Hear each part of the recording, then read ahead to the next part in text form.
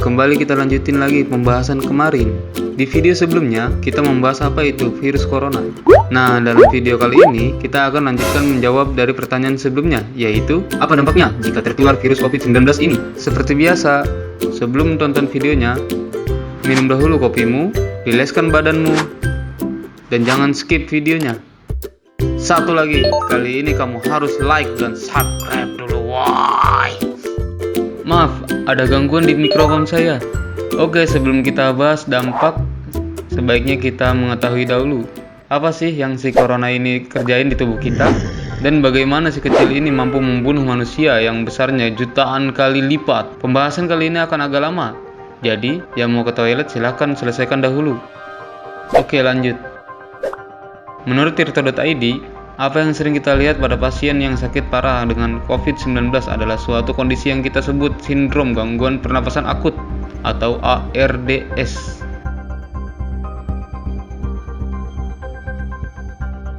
Kata Dr. Laura E. Evans, anggota Society of Critical Care, sebagaimana dilansir Headline, ARDS tidak terjadi hanya dengan COVID-19. Sejumlah kejadian dapat memicu itu, termasuk infeksi, trauma, dan sepsis. Kondisi atau sindrom yang disebabkan oleh adanya mikroorganisme atau racunnya dalam jaringan atau aliran darah. Kondisi ini menyebabkan kerusakan pada paru-paru, yang menyebabkan cairan bocor dari pembuluh darah kecil di paru-paru. Cairan itu terkumpul di kantung udara paru-paru atau alveoli. Ini membuat paru-paru sulit untuk mentransfer oksigen dari udara ke darah.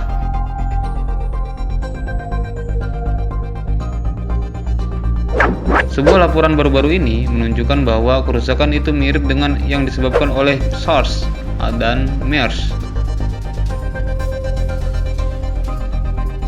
Satu penelitian baru-baru ini terhadap 138 orang yang dirawat di rumah sakit menemukan bahwa rata-rata orang mulai mengalami kesulitan bernapas 5 hari setelah menunjukkan gejala. Sementara ARDS berkembang rata-rata 8 hari setelah gejala. Perawatan untuk ARDS melibatkan oksigen tambahan dan ventilasi mekanis dengan tujuan mendapatkan lebih banyak oksigen ke dalam darah.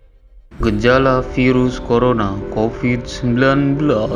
Dr. Yale Tung Chin, salah satu dokter yang terinfeksi virus corona baru atau COVID-19 saat menangani pasien di salah satu rumah sakit Spanyol, menceritakan perjalanan penyakitnya itu dari hari ke hari. Dalam unggahannya di laman Twitter, dokter berusia 35 tahun itu menunjukkan gejala dan kondisi antara satu pasien dengan pasien lainnya mungkin berbeda.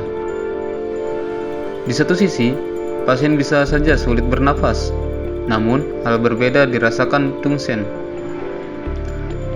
Sang dokter bahkan tidak demam dan nyeri dada. Mungkin si dokter ini kawan namanya corona.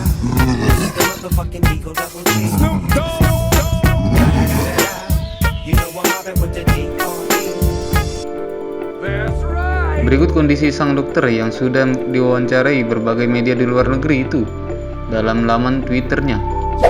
Hari pertama, setelah diagnosis sakit tenggorokan, sakit kepala, kuat, batuk kering tapi napas tidak pendek, tidak ada tanda tak normal pada paru-paru. Hari kedua, sakit tenggorokan, batuk, dan sakit kepala berkurang, napas tidak pendek atau nyeri dada. Hari ketiga, tidak ada sakit kepala atau sakit tenggorokan. Kemarin, batuk masih ada, masih tidak ada nyeri dada dan napas pendek. Mulai diare, tetapi batuknya membaik. Hari keempat, batuk lebih sering, kelelahan sangat parah, masih tidak ada dyspnea atau nyeri dada. Hari kelima, batuk dan lelah berkurang, masih tidak ada nyeri dada. Hari keenam, batuk berkurang, agak lelah, masih tidak ada dyspnea, tidak ada demam, saturasi oksigen 98%, persentase hemoglobin yang berikatan dengan oksigen normalnya antara 95 sampai 100%. Hari ketujuh, batuk dan lelah jadi memburuk lagi, tidak ada nyeri dada, tidak demam, tingkat saturasi oksigen 96%. Hari ke-8, batuk berkurang dan lemas, masih tidak ada nyeri dada atau gejala berbahaya, tidak demam dan saturasi oksigen 96%.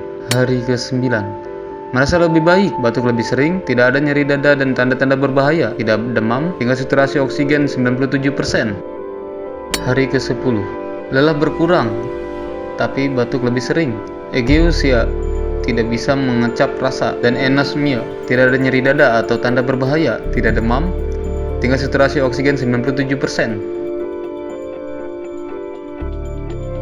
Hari ke-11, lelah dan batuk berkurang, tidak ada gejala dyspnea atau tanda berbahaya, tidak ada demam, saturasi oksigen 98%. Hari ke-12, merasa lebih baik, gejala batuk, mual dan diare, tidak ada nyeri dada, tidak demam, tingkat saturasi oksigen 98%.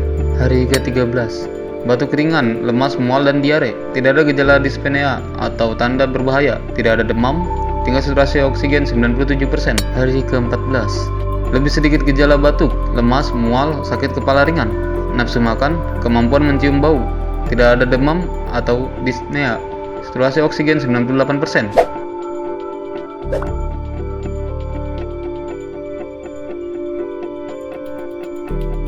Kapan harus ke dokter?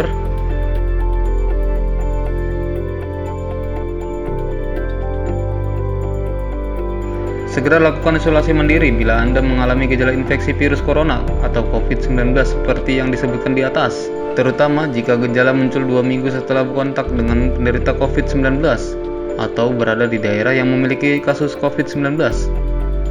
Setelah itu, hubungi hotline COVID-19 di 119 untuk mendapatkan pengarahan lebih lanjut.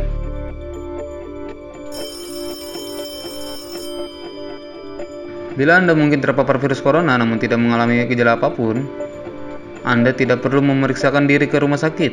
Cukup tinggal di rumah selama 14 hari dan membatasi kontak dengan orang lain.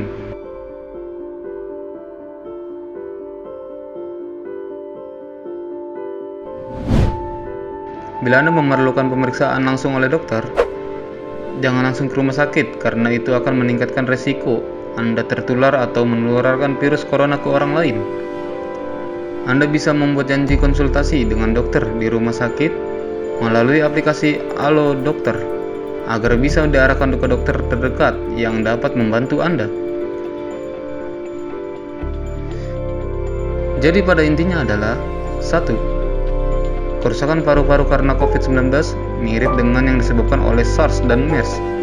2. Virus corona merusak sel-sel dinding dan selaput alveolus serta kapiler. 3. Dr. Yale Tung Chin adalah dokter mantan pasien corona. 4. Jika merasa terdampak, jangan buru-buru ke rumah sakit. 5. Subscribe channel YouTube ini biar nggak terdampak cantengan. Oke, kali ini kita sudah sedikit belajar tentang kerjaan si kecil yang lagi viral ini. Selalu waspada tapi jangan lebay. Jaga kesehatan dan pasangan. Diam di rumah akan menjadi jurus jitu menghindari pemborosan dompet Anda.